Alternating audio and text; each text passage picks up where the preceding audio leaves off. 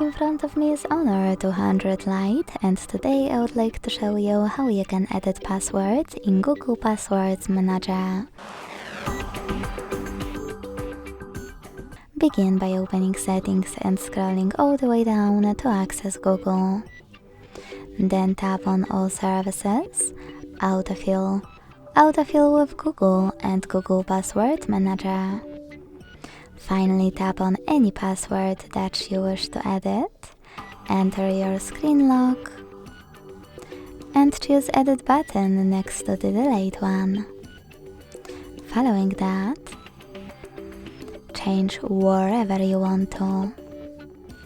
When you're ready, hit Save at the top right corner. As you can see, after that my password has changed.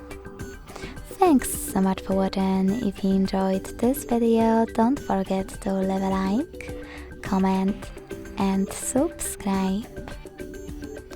Bye!